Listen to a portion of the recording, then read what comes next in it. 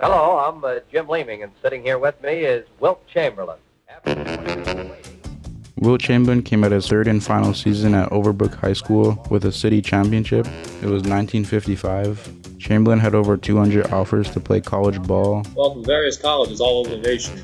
Some from the Midwest, West, even some from out east here, and even some from south. Some schools offered him money, jewelry.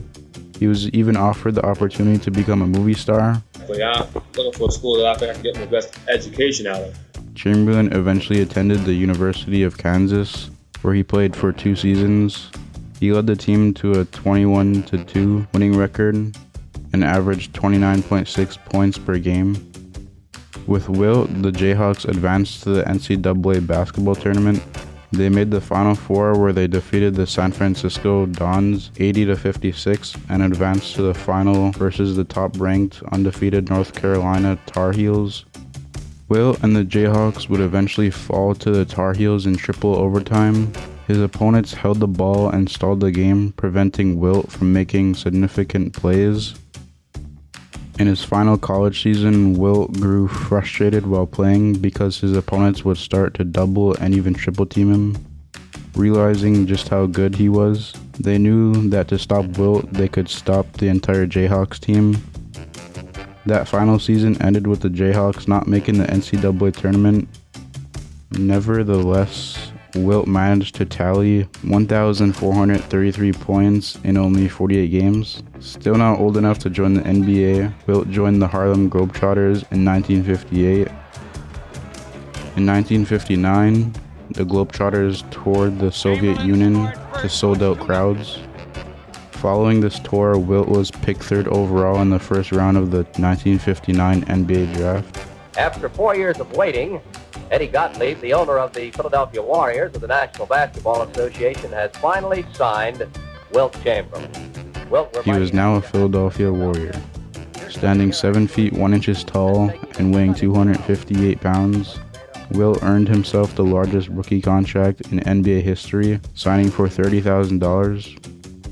In his debut game, he scored 43 points and 28 rebounds, leading his team to a win over the New York Knicks.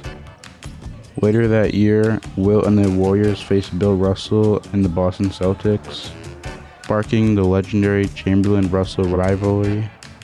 Chamberlain got the best of Russell and outscored him 30 points to 28 points. However, the Warriors couldn't pull off the win. In 1960, Wilt was selected for the NBA Eastern Conference All-Star Game. He scored 23 points and 25 rebounds, for which he won the All-Star Game MVP.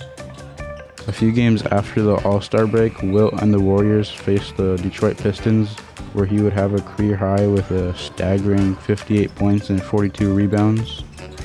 The Warriors entered the Eastern Conference playoffs, where they would again play the New York Knicks and defeated them easily. They would play Bill Russell and the Boston Celtics. The Celtics knew Wilt was a threat to them, so they would willingly commit fouls on him to make him shoot free throws, throwing him off his game. In Game 3 of the series, Wilt got fed up and punched one of the Celtics players in the face. This injured his hand and took him out of the rest of the game. He would return with a vengeance in the next game, in which he racked up 50 points and 35 rebounds. However, it was a little too late. They would lose the series 4-2 to the Celtics in Game 6.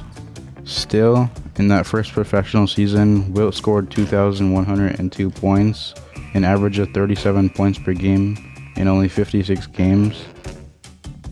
Wilt broke many records that year and earned the league MVP.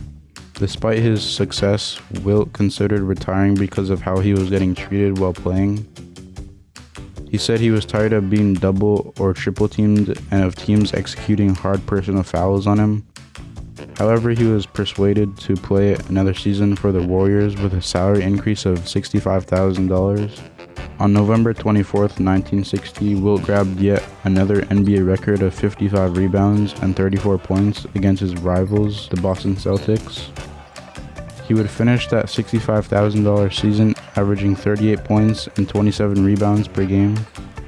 Wilt became the first player in the NBA to have more than 3,000 points and more than 2,000 rebounds in a single season.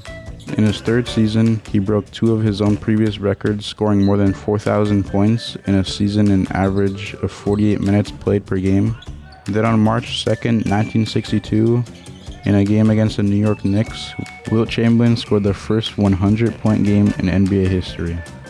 Ladies and gentlemen, sports history is made here this week, Hershey, Pennsylvania, in a game in which Wilt Chamberlain threw in 36 field goals, 28 fouls for a total of 100 points.